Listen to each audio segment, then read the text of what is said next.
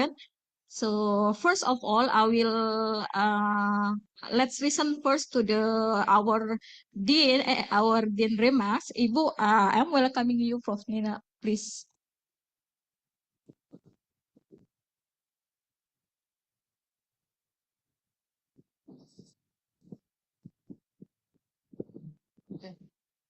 Thank you very much, Halimah. Bismillahirrahmanirrahim. Assalamualaikum warahmatullahi wabarakatuh.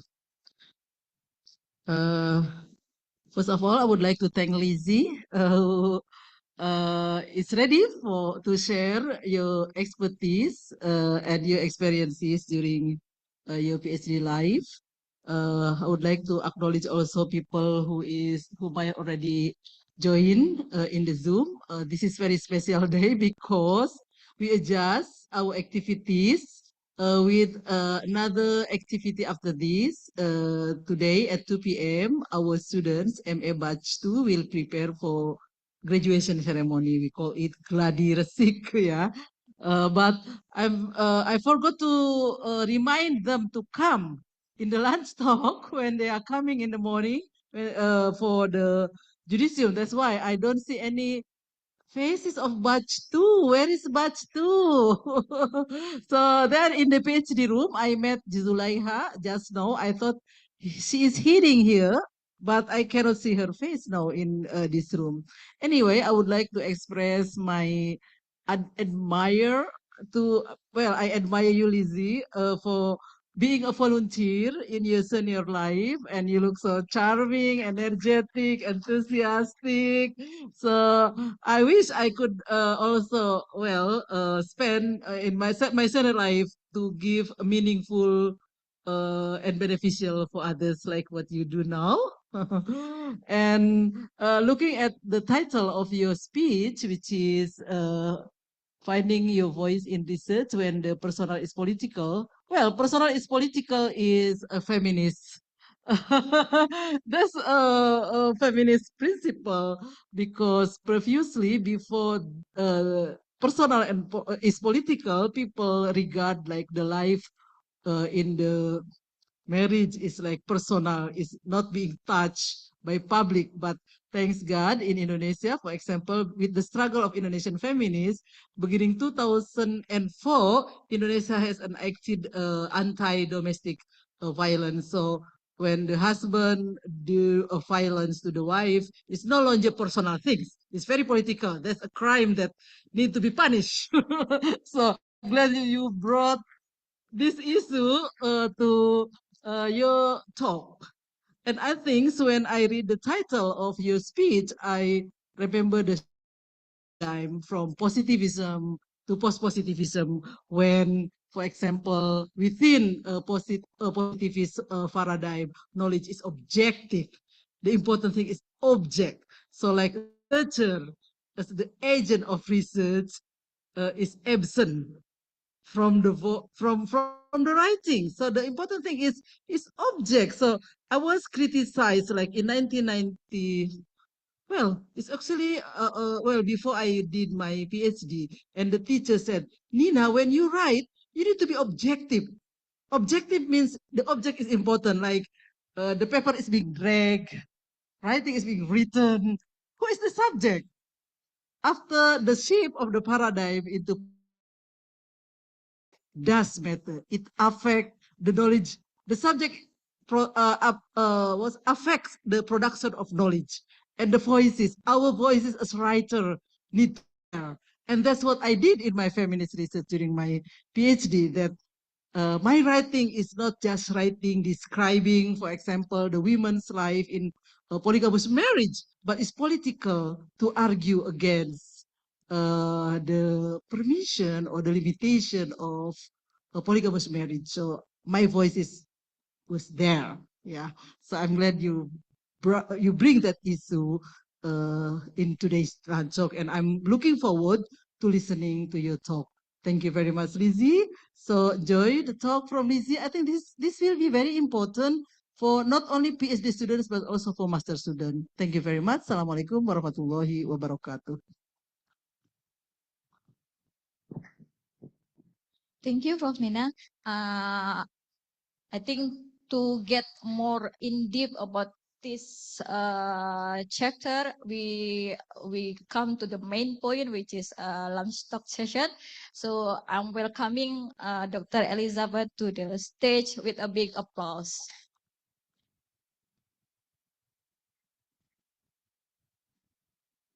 Thank you, Halima, and thank you, Jean, for that very warm welcome. Us short people. Your CV first, or Oh, sorry. should I read your CV first? Curriculum vitae. Oh, okay. Oh, you want me to sit down?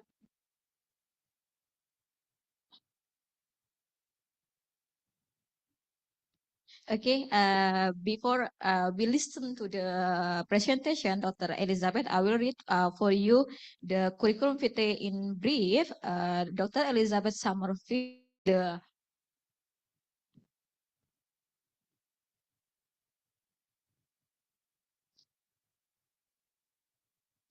Australian Volunteer International and a visiting research fellow at the University of Adelaide. She took bachelor in University of Adelaide and both master and PhD in University of Melbourne.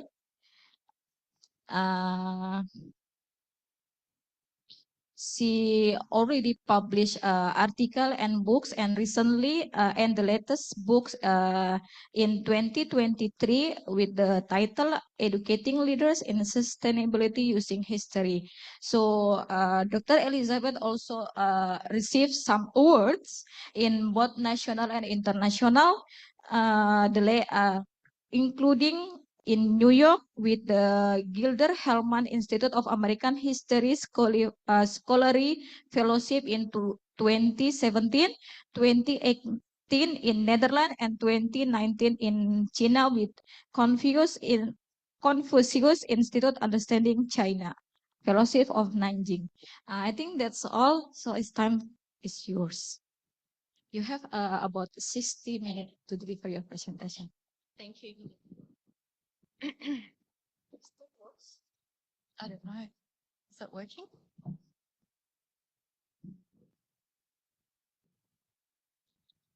Yeah, it's working. Great. Okay. Well, thank you, Jean, and thank you, Halima, for that very warm welcome. Just have to figure out how to be ambidextrous because I have to change my slides and change my paper at the same time. So forgive me if I, get a bit confused. Hello, and thank you for coming along today. An astute observer will recognise that this isn't an image of me. I'm not yet losing my hair. I don't yet have a moustache. And I like to think that I ride a bike slightly more elegantly than this person.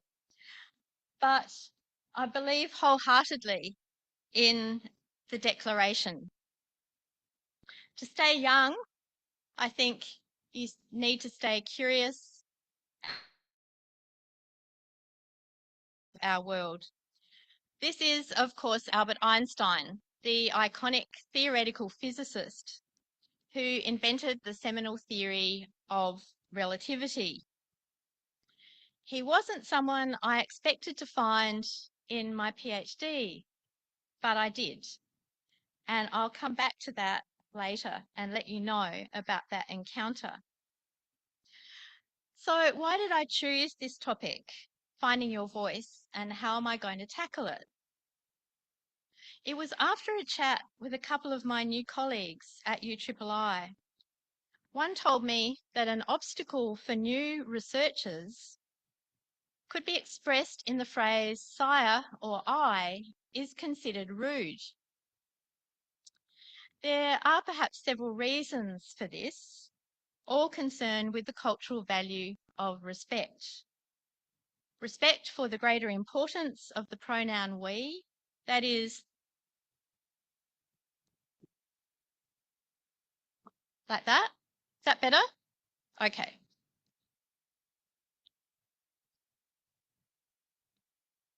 Is that it? I can't hold it as well. I need another hand. That better? That better? Okay. Okay. Okay.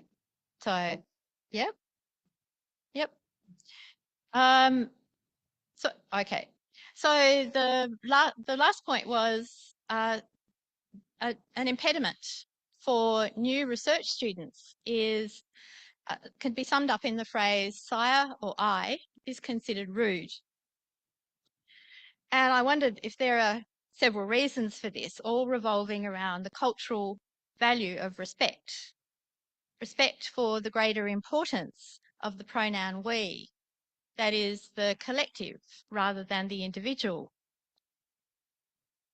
Respect for experienced scholars and the associated thought, well, you know, who am I to criticise their work? And similar respect for your faculty. And so shyness about asking questions about their points of view. My new colleagues were making a statement about a cultural difference between Asian and Western scholars, but their words also apply to traditional minorities in Western academia, working class people, women, Indigenous people, and the disabled, for example. So, firstly, I'm going to tell you about the backstory of my research journey, because I think it can help new scholars to hear some of our personal stories. While the exact detail of mine won't be yours, I'm hoping the more general themes may strike a chord or two. I'll outline the cultural and familial context of my entry into university. Then I'll tell you how and why I wrote a master's thesis about a pioneering female leader of Australian girls' education. Then how and why I chose the story of an environmental leader as the subject of my PhD. And finally, I'll explain why I chose to present that leader's story in the way that I did. My hope is that by telling you all this, you will be prompted to think about how significant your hard work is, not only to enhance your lives, which is important, but also to contribute to the public good of your communities. The I and the we can come together in research. Oh, okay. I thought that was a different slide. So, oh, sorry, I'm not good with technology. This is the one. As the Prophet Muhammad said, the ink of the scholar is more sacred than the blood of the martyr. And in the words of Nelson Mandela, education is the most powerful weapon with which you can change the world. In academic speak, my method in this talk, as in my research, is narrative or evidence-based storytelling for present-day purposes. Whatever your discipline, all humans think on a daily basis in narrative, whether we realise it or not. It's a method that communicates across disciplines, to scientists, to mathematicians, to social scientists, and to humanists alike. So to begin with my backstory, assuming I've got this upside down, that's a problem. Okay, let's hope for the correct slide. Okay, that's pretty good. My PhD was an accident, or at least I was never intending to do a PhD. I was born in the 1950s, an era when only a small elite went to universities in Australia. My parents were not wealthy, and they left school in their early teens. In my mother's case, to help support several younger siblings. They married and had children in their 20s and did what most other ordinary families did at that time. My mum stayed home to look after the house and the children, and my dad went to work to feed, clothe, and house us. Our family structure was one that had been true in Western societies since at least the 19th century Industrial Revolution in Britain. New research in epigenetics and in neuroscience is providing increasing evidence of how critical these structures are to the formation of our own internal narratives, our preconscious mental models for seeing and making meaning of our world. We absorb through experiential and emotional learning the narrative structures of purpose and meaning played out in our daily lives. They become embedded in our preconscious and then conscious minds as default scaffolds for living our present lives and imagining our futures. In the 1960s and early 70s, a period of problematic fashion, as this slide demonstrates, the booming post-war economy and broader access to education began to see large cultural shifts. By the time I was in high school, a buoyant economy and the recognition of the value of an educated workforce meant there were personal as well as political reasons for my generation to go to school for as long as we and our parents wanted. This wider access to education and cushioned economy created momentum that expanded and drove broad social and political change.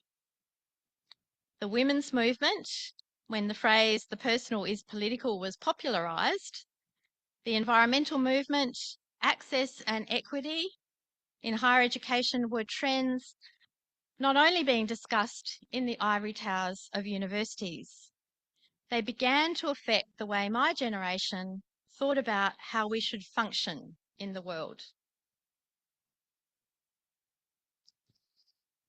In the 1990s, Australian sociologist Hugh Mackay conducted a national meta-analysis of the population for the government so they could make informed policy decisions about our future.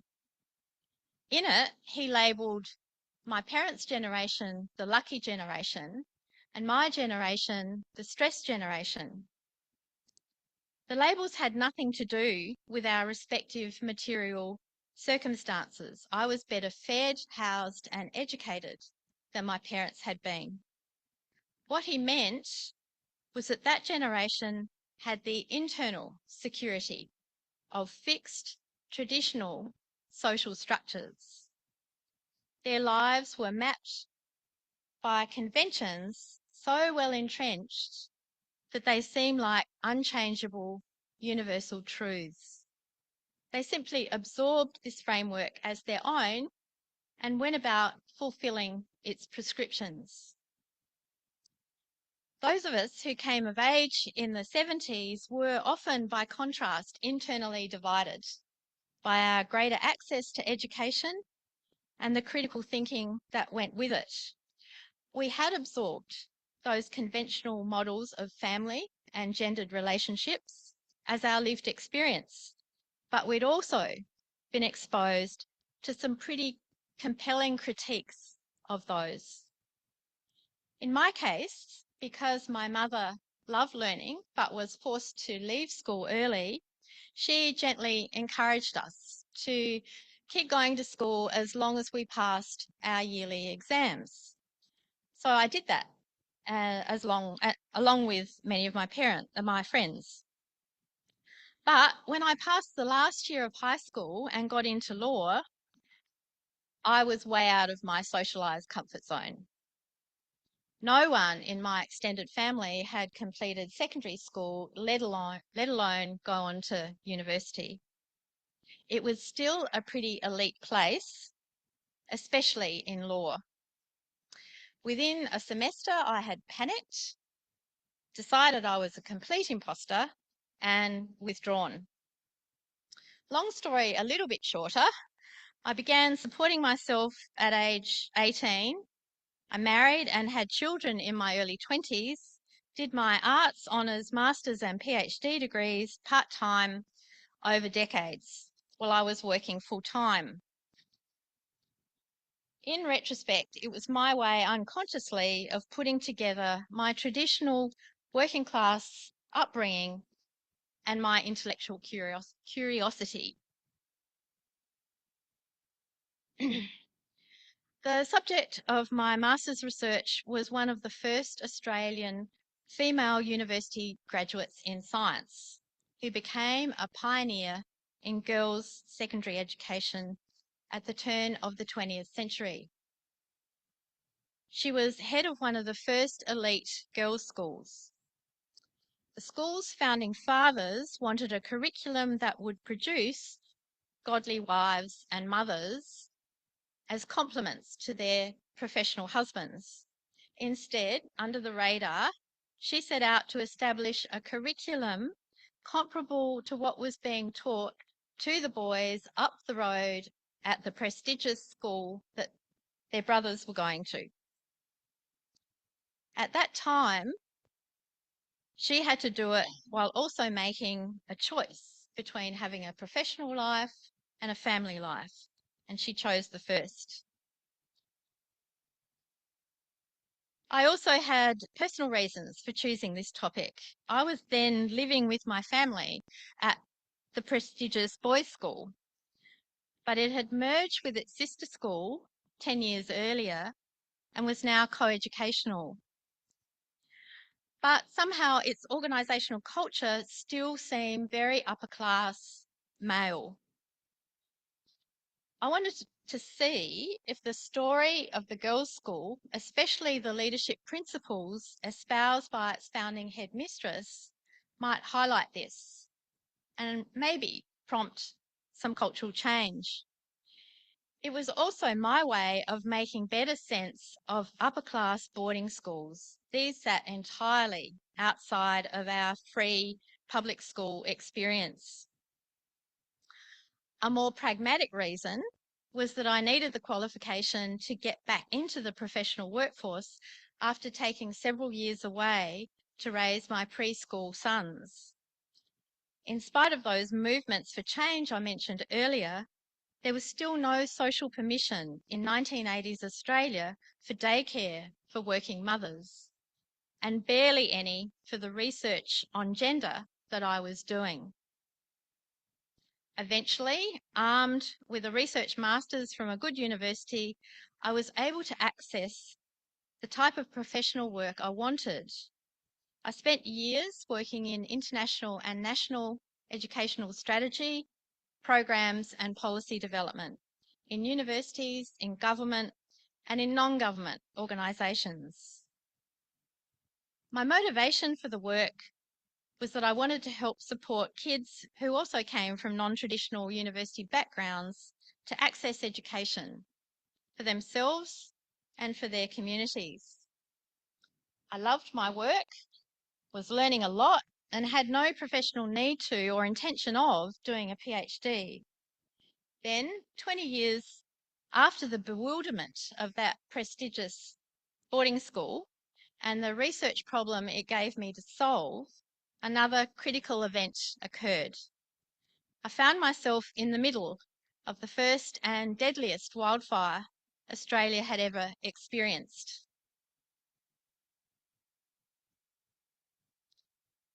On Saturday, the 7th of February 2009, the southern part of Australia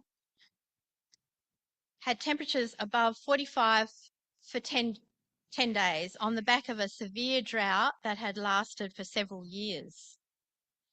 I got on a plane that morning to attend my niece's wedding in countryside just out of Melbourne.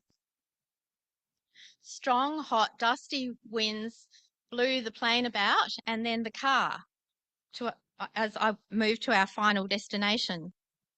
As we ate our celebratory meal, out of one window, I watched volunteer firefighters use an ancient technique of Hessian bags to spot flames, and out of another, I watched huge plumes of smoke rolling across apparently distant countryside.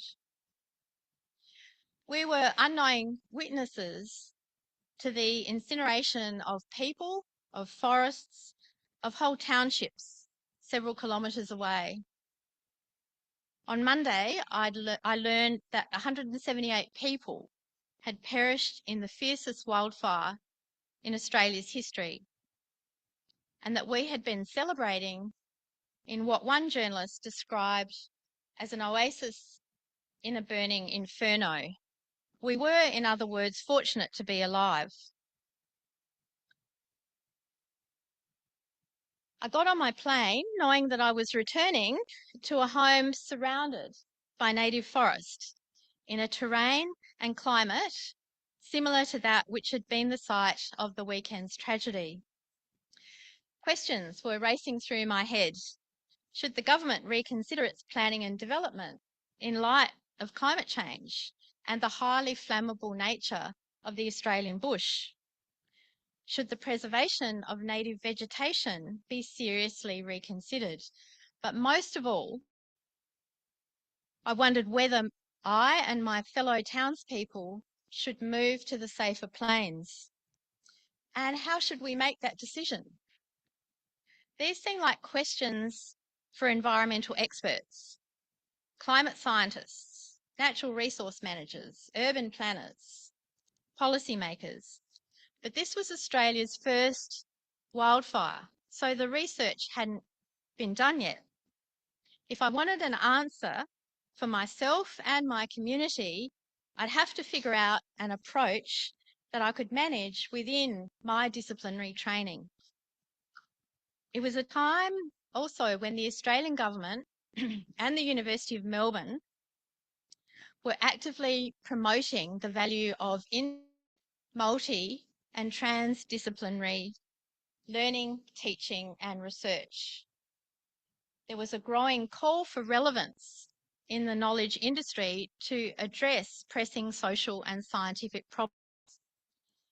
How could my disciplinary training in history help when it was often regarded as interesting, but finally irrelevant to the problem solving of contemporary issues? So, in short, to work out whether I should sell my house, I enrolled in a PhD, as you do.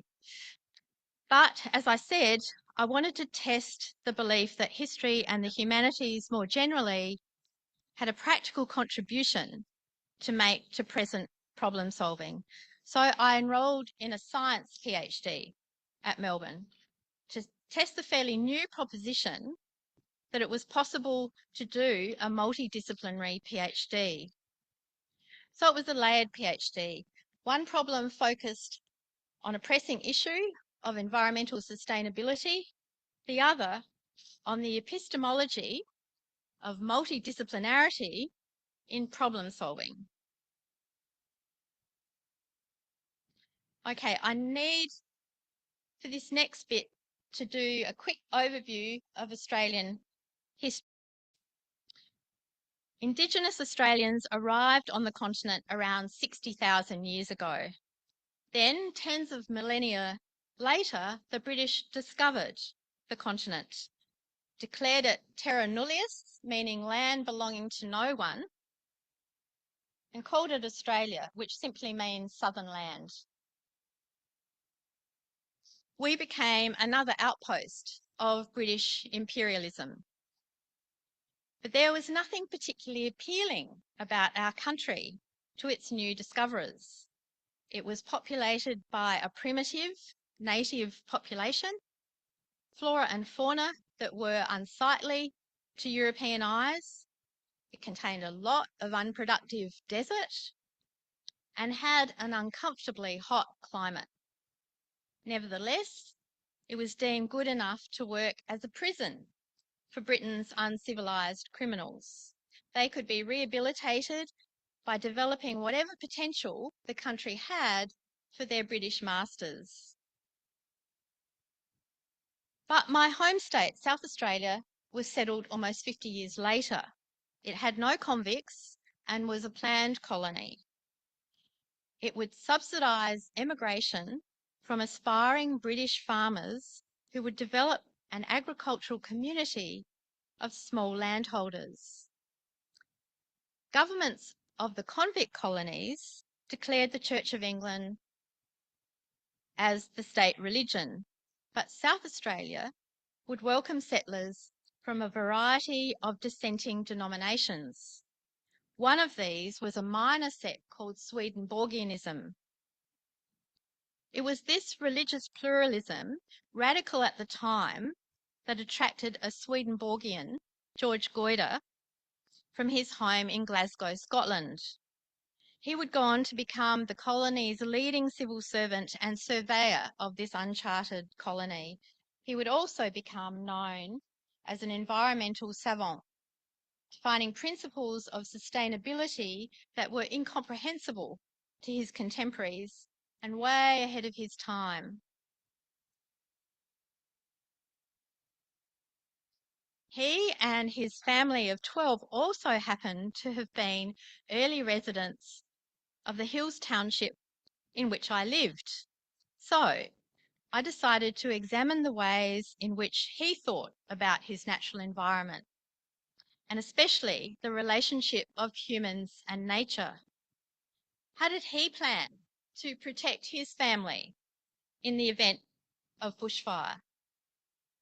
I wanted to investigate his epistemology, the decision-making process of this controversial but ultimately deeply wise environmental thinker.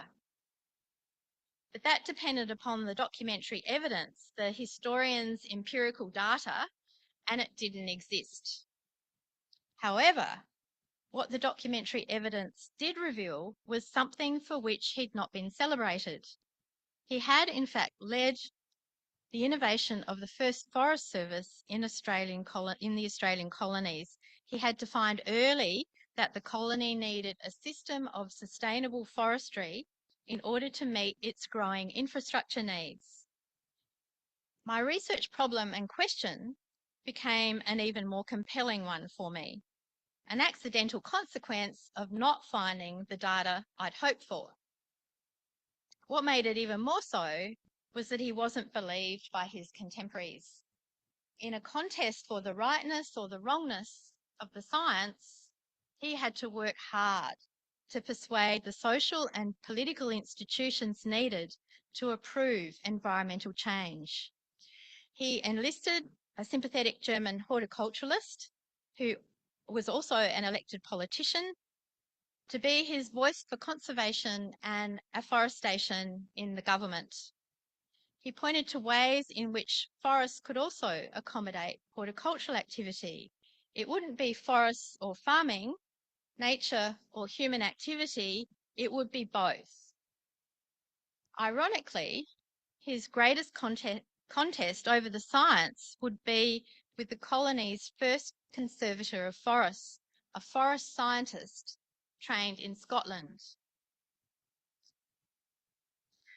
After a 5-year struggle, Goyder and his political associate finally persuaded the government to pass legislation allocating land for forests.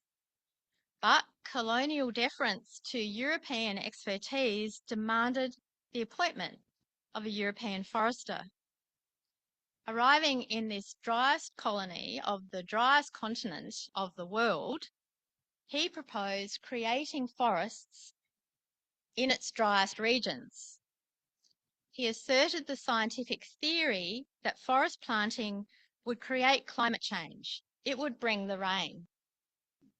Like many, he believed it was possible simply to transpose theories from a European to an Australian context. Goyder had by then spent over a decade on horseback, observing the interrelationship of the soil, the climate, and the vegetation, in order to judge where the limits of sustainable agriculture and grazing lay.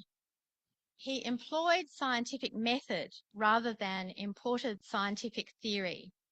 But Once again, he was forced to argue the validity of his local evidence-based knowledge. However, in the end, 5 forest reserves were established. They were multi-use sites with managed grazing, orchard and crop growing that helped develop small, sustainable farming communities at the same time as they provided timber, managed weed growth and mitigated against fire risk. Those reserves still provide the state with sustainably grown timber on the principles established by Goyder 150 years ago. I could have finished the PhD at this point. I could have presented the major themes of this leadership narrative of scientific and organisational sustainability. I could have highlighted the themes of the colonisation of one natural environment by the unexamined standards of resource management of a colonising mindset. I could have argued that Goyder's approach to environmental sustainability focused on the open-minded application of the scientific method rather than an uncritical acceptance of the universal applicability of scientific theory. That his science depended for its effectiveness on a strategic approach to A, political debates, and B, creating the value proposition for sustainable farming communities as well as forests. I could have argued the case for the value of an historical perspective on contemporary issues of sustainability leadership. That is, of not forgetting to remember what we already know. That would have explained the what and the how of Goyder's leadership. But I wanted to know what caused his thinking to be so different to other leaders. And to do that, I had to get personal. Peter Senge, an American scholar of leadership at MIT, who I'll come back to later, has said that leadership research often focuses on the what and the how of leading and ignores the who and the why of the leader. I wanted to know the who and the why of Goyder's approach. However, as a good civil servant, he also believed that Sire was rude. So there was once again no documentary evidence explaining the rationale of his thinking. But fortunately, he had a distinctive name and religion. I was able to track down his father David, who was much less shy about declaring himself and his beliefs. I learned from his autobiography that he had had a very difficult, impoverished childhood in England, but an uncle had paid for his schooling. As an adult, his strength to survive came from his religious faith and desire to educate poor students like himself to be fine citizens. He and his wife Sarah trained to be teachers in a late 18th century method called Pestalozzianism. Pestalozzi was a Swiss educator who developed his method after the French Revolution, which produced an extraordinary number of orphan children. His aim was to develop responsible citizens from children who might otherwise be at great emotional, psychological, and physical risk, as Goyder's father had been. He documented his educational methodology in texts written to enable aspiring educators to not only teach, but to set up schools beyond French borders. The mission of the method aligned closely with the Goyder's mystical, ethical, and yet pragmatic Swedenborgian faith. I was doing this research while working at the Australian Institute for Teaching and School Leadership, developing projects to demonstrate the new national standards for teachers in science education.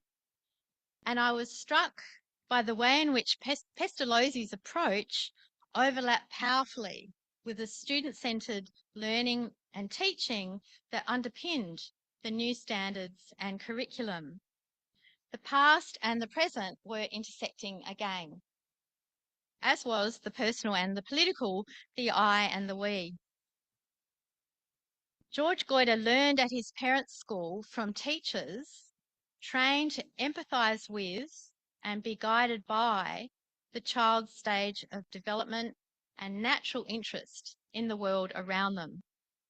Teachers were guides, assisting the students to make their own discoveries and understand the meaning of those in their actual lives. Books were used, but there was a balance between passive and active learning, literally in the field. Students learn from their own natural and social worlds. Disputes between children were mediated by a teacher who guided those involved through the ethical issues and towards students arriving at their own conclusions about the problem and how to solve it. A brief description of the method was learning and teaching through the head, heart, and hands, the last meaning sensory experience. It was a method that challenged the 17th century Enlightenment in the West. This had aimed to counter the influence of religious superstition and authority, but it had overstated the value of rational thought. Its most famous proponent, Descartes, famously summed up this when he declared, "I think, therefore I am." But contemporary neuroscience is now discovering discounting the epistemological validity of Descartes. Antonio Damasio, for example, has replaced his phrase with, "We feel, therefore we learn." The European Council's teacher education program was, until very recently, in fact named the Pestalozzi program. It acknowledged that the 21st century needed to teach in the way that not only children but adults learn, through our head, our heart, and our hands. Goiter had achieved what he called a bird's eye view, the big picture, using each of these human dimensions of understanding. He also mastered the detail of each component part of that big picture. His capacity to learn his new Australian environment, both nature and people, came from his earliest education. His personal epistemology was indeed political. He was a practitioner of inter, multi, and transdisciplinarity before the terms were invented. Another interesting piece of information I learned about Pestalozzi was his method was responsible for ensuring the world had Einstein's theory of relativity. As a teenager, Einstein was surprisingly at risk of failing his science and maths exam in his German secondary school. His parents, in desperation, sent him to a Swiss Pestalozzi school. Einstein responded instinctively to this integrated system of student-centred experiential learning. Here, the maths and science were not disembodied from their social context. The problems made sense as part of a greater whole. Einstein made his scholarly living as a theoretical physicist, but he was a wise humanist too. His complex thought processes integrated and synthesized his observations of the world around him. Interestingly, his quotes were often about learning. Learn from yesterday, live for today, hope for tomorrow.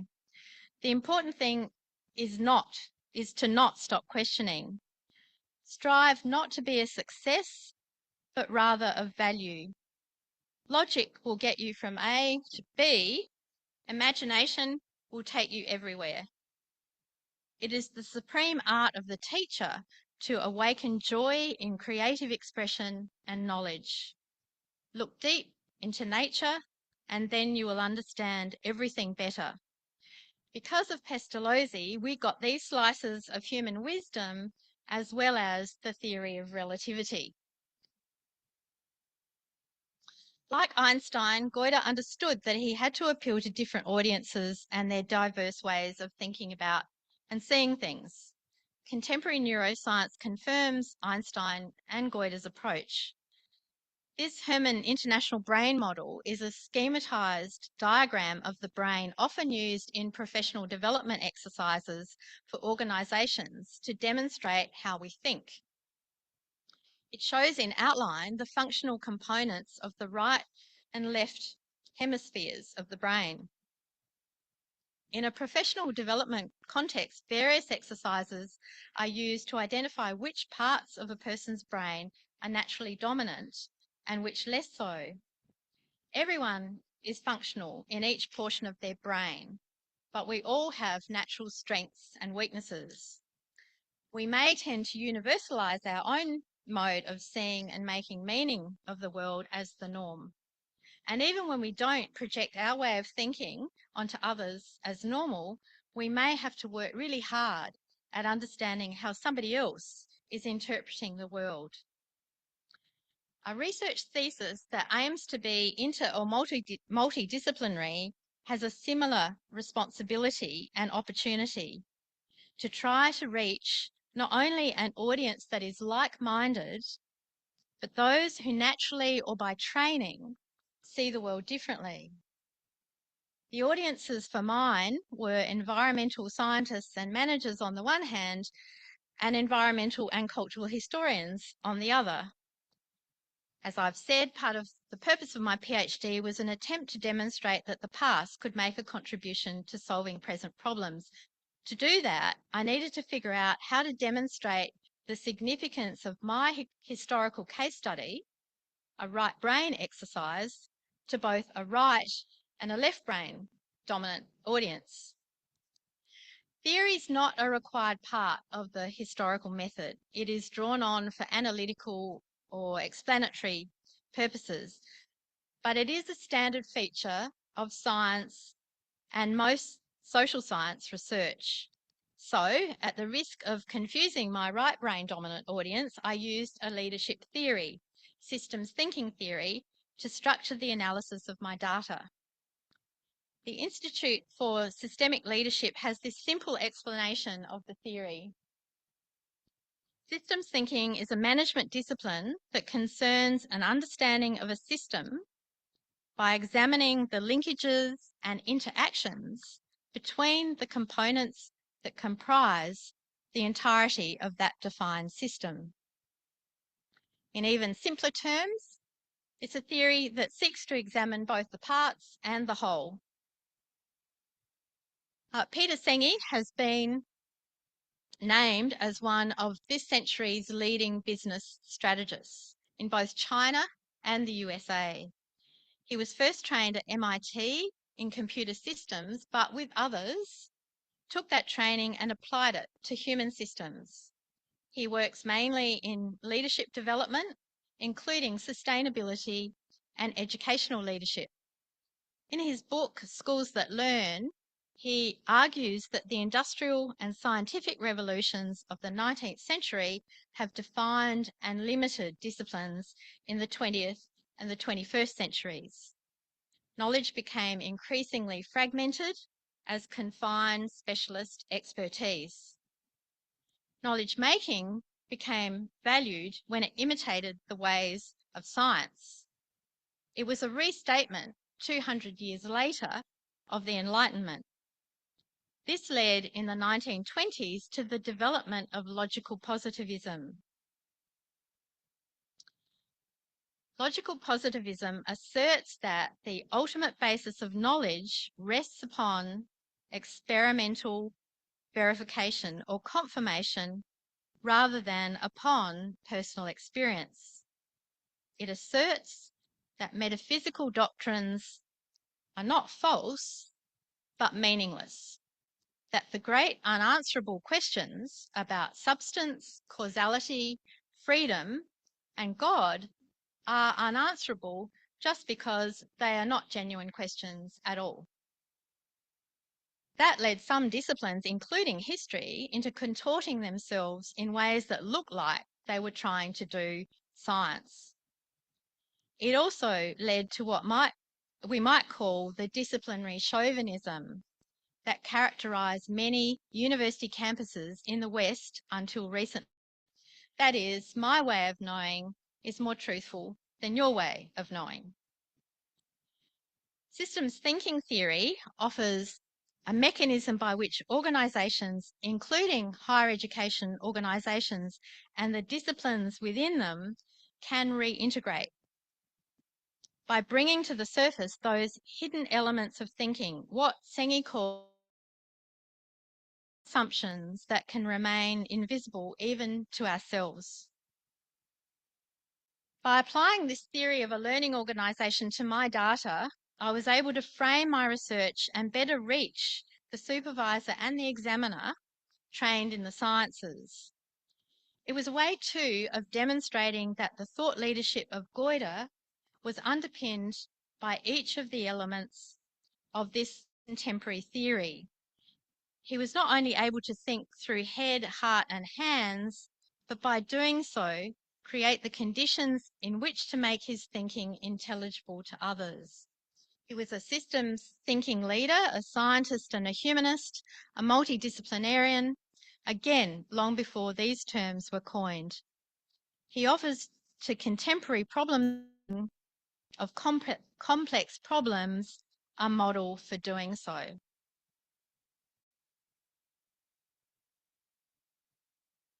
These are the elements of systems thinking that I won't go through at this stage. This is Einstein explaining that he is not himself a positivist. And that's the one I last. In Einstein's terms, he measured what could be counted, but he recognized that not everything that counts can be measured. My purpose in this talk has been to tell you some stories of my research journey. My argument has been that in research, science,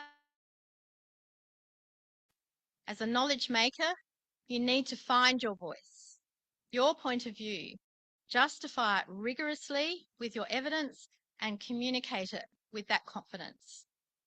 I also argued that the I of your knowledge making is often in the service of the we, the demos of the word democracy.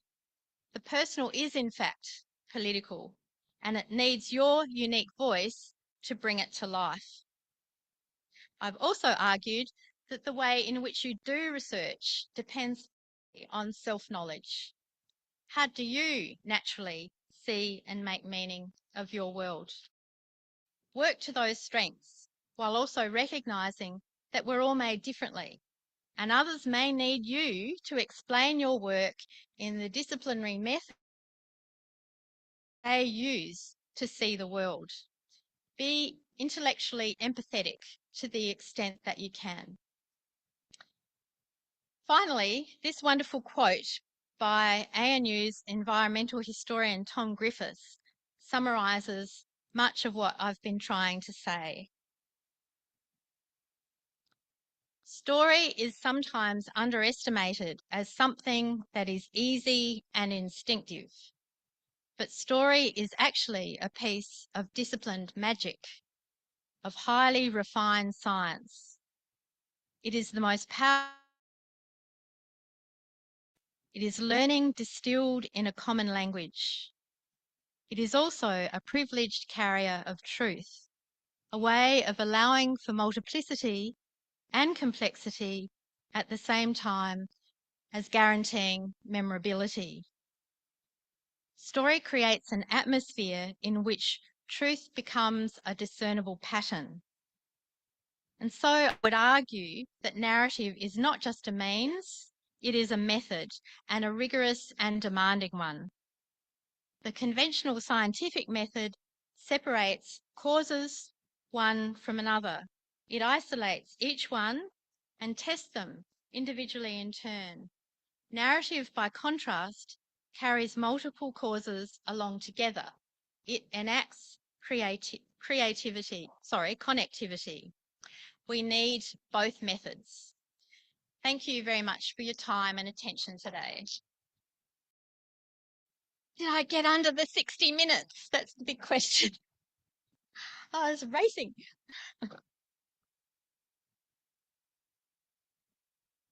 Oh, I'll ask anyone if they want.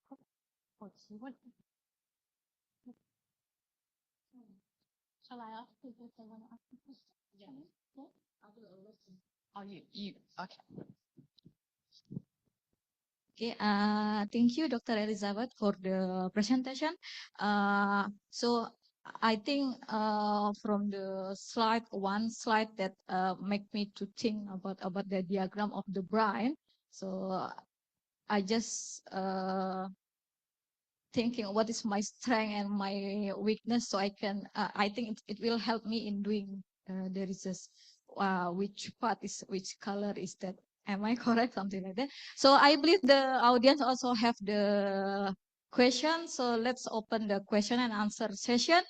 For the first, also in online participant, I'm welcoming if you have any question that you can the question in the chat box. For the audience, I give for the first time is 3 questions. Ibu, Prof. Nina first, and the rest, you, brother. Thank you. We have already 3, and we start first with Prof. Nina. Thank you very much, Lizzie. You started your talk with your biography, the background of your life. My comment, I would like to comment first, not the question actually.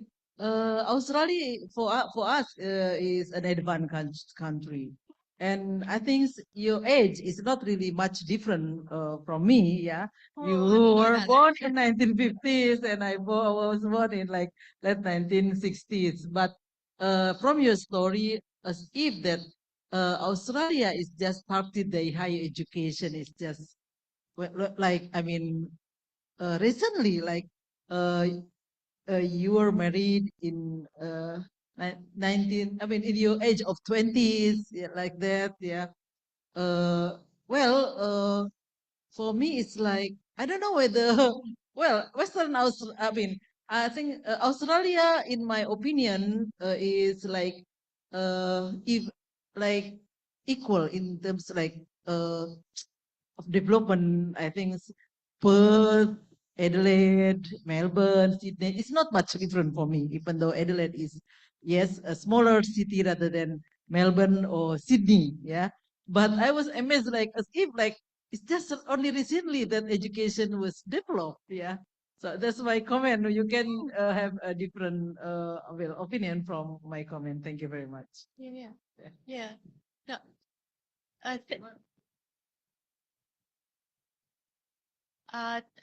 Thank you, Brunina. Yeah, it's true that if when I first went to university, got into law, I could only go because I got a government scholarship to go. It was still the case that only the wealthy could buy their way into university. So that was in the 1970s, you know. The government, quite a radical government in the 1970s, made higher education free for all. That lasted for about 15 years, but the idea took off. But it was only really in the 1990s that we had what we call now mass higher education, really big numbers of students at universities. So when I was at when I got into law, that was sort of like the elite of the elite. And I had come from a public school, a free public school, and most of the people who were doing law had come from elite private schools. So, and they had parents who were graduates. So there was this transmitted understanding of what you did at university. I had none of that. I didn't know. So and that was in, so that was, we're talking the mid 70s. So it's been a fairly, well, I forget how old I am. That's that because I'm young of spirit, because I, adhere to Einstein's philosophy. But yeah, it's 50 years ago, and and it sort of matters in terms of the scholarship that's being written, because people like me wouldn't normally have been at university. I'm writing now, but people who went through the and I did were still not learned scholars until the 1990s. So the research question, as you know, the research questions that we ask are dependent upon our view of the world, what we know, and as I've argued, that depends very much on our family and personal context. So I said at an earlier talk, I got up and I said that Western scholarship was now in the process firmly of decolonising itself, but it still is. People are like me and others are now expressing their scholarly voice, but it's only in recent decades that has happened, because we didn't have the access before. So yeah, it's not a deep history of free higher education for all by any means. No. Sorry, doctor. If you want, you can sit. That's If you okay. it's okay. Yeah, I sit all day. I'll stand up. Yeah. Okay, so we go for the next. You can introduce yourself first, Brad.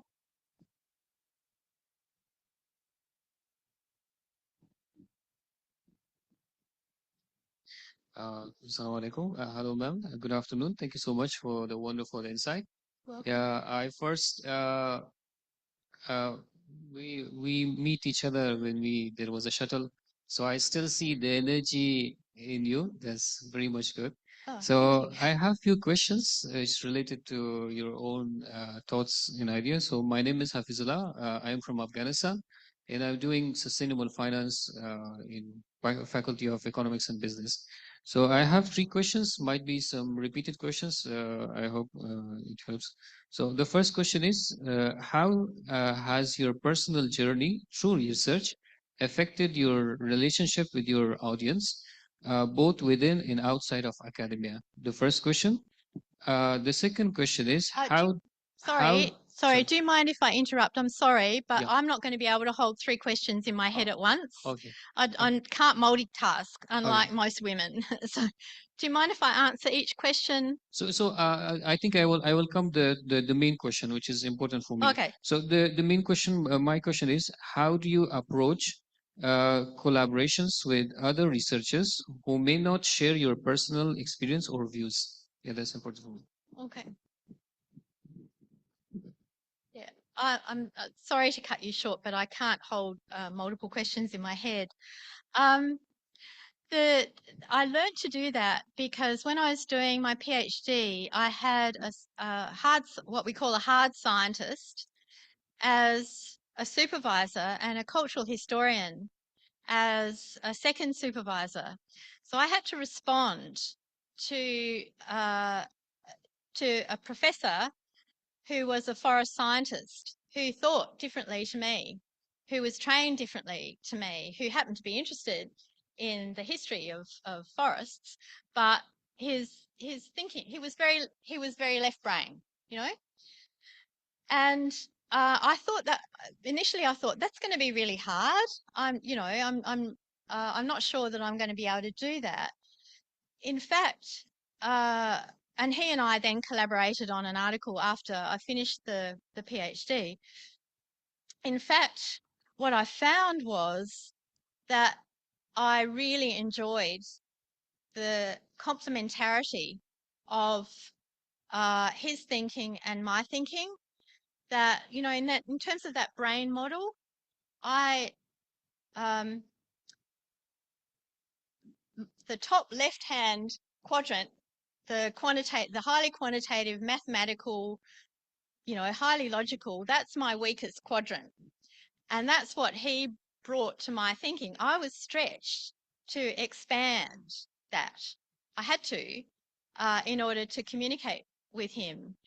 And it was great because it was in Australia, you very early when I went through school, and even my kids, you're either an art student or you're a science student, after 15. And so you don't get to be stretched in those different disciplines. And by the time you get to university, you're doing an arts degree or a science degree. That's all changing. And as I said, at Melbourne, that's changing radically now. So it's changing in ways that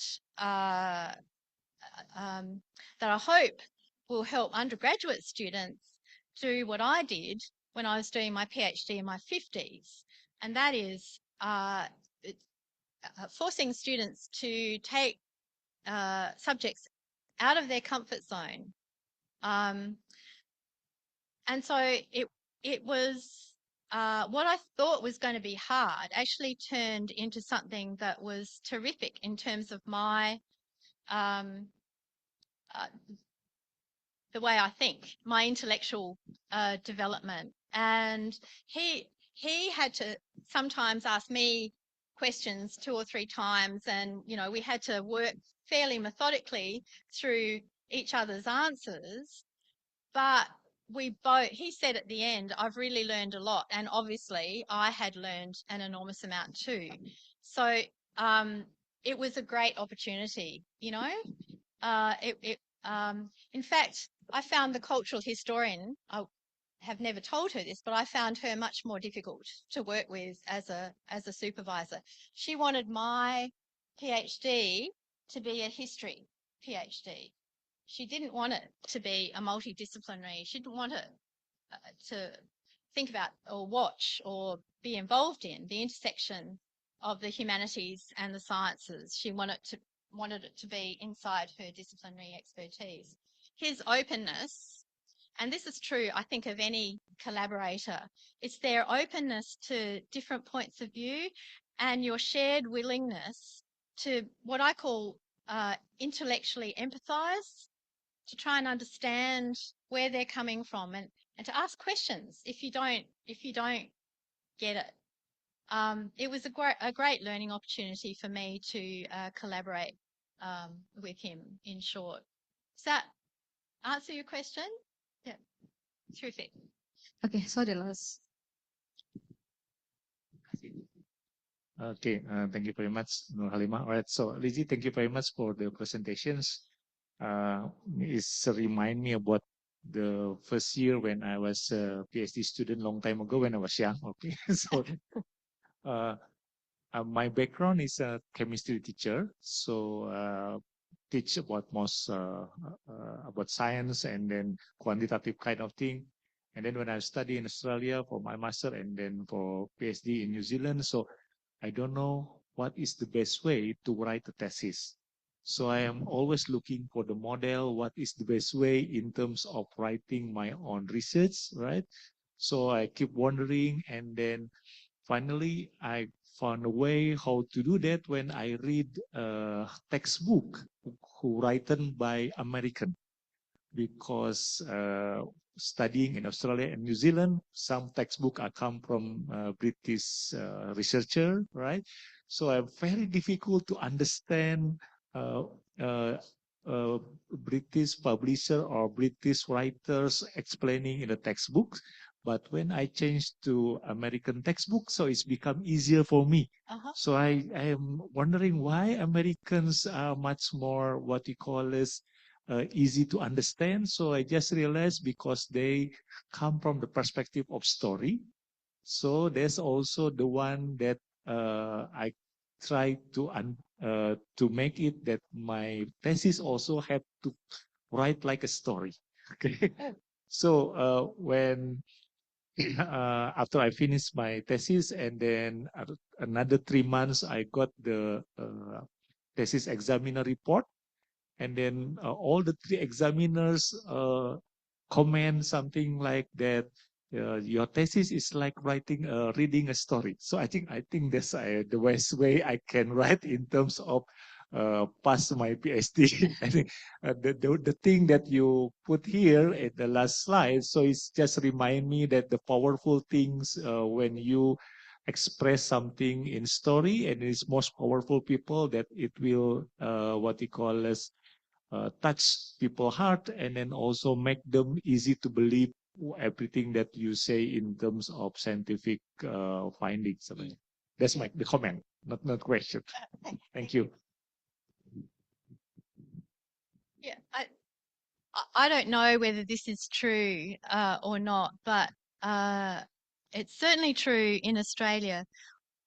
Oral history is the mechanism of knowledge for Indigenous people. That's how you know stuff. You learn from one generation to the next by having the stories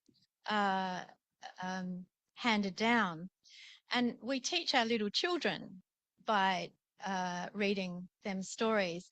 And I sometimes wonder whether story has been, regarded as simplistic or not rigorous or whatever, because it's attached to ancient traditions of scholarship and knowledge, or it's attached to infants.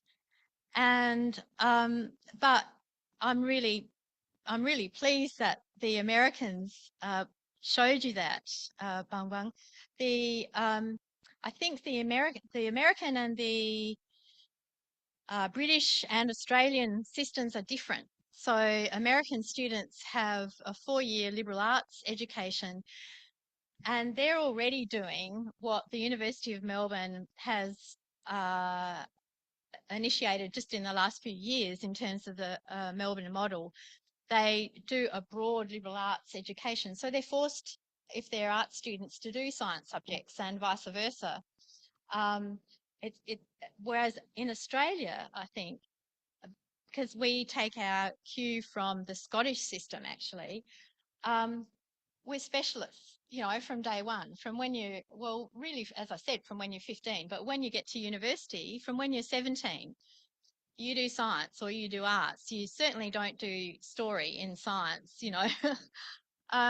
So we maybe suffered more from that Enlightenment view, that very Cartesian view of scholarship, that it has to be science, and it has to be like this. But Americans are the best, I think they're the best writers in the world, apart from Pramita and Antatur, who I think is just wonderful. So I bet he was a multidisciplinarian as well. Okay, thank you, Dr. Elizabeth. So, for I think, one more. Because of the time, we run the time. Okay, we close the session maybe with the pantun. It's good? No. Okay. Okay. No, Ibu. Oke, beli es kelapa di Padang. Sambil minum di bawah pohon rindang. In research, our voice must be stay, so it will guide to the something grand. Nyambung nggak, Bu? I'm just thinking that after the comment from Pak Bambang.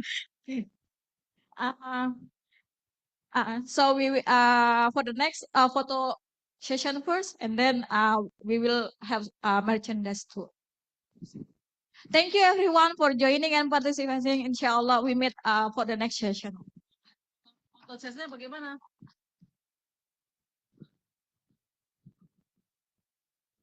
Biasanya merchandise-nya, Bu.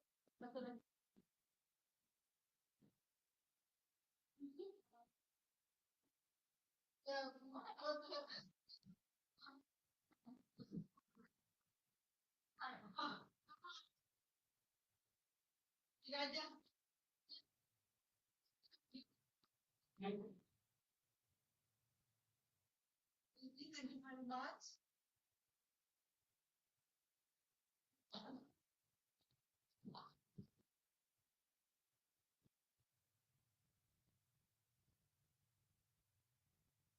Wah, Ibu.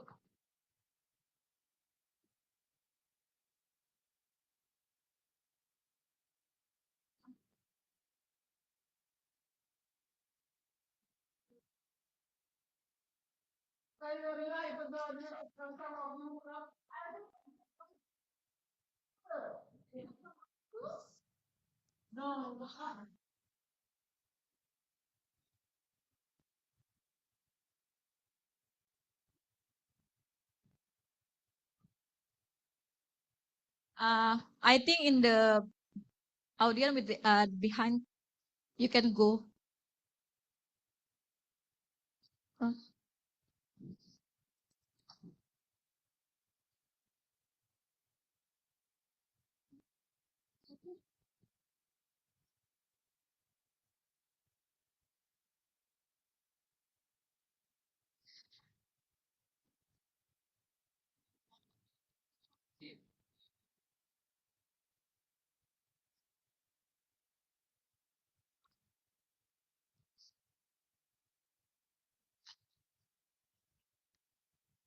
Assalamualaikum warahmatullahi wabarakatuh.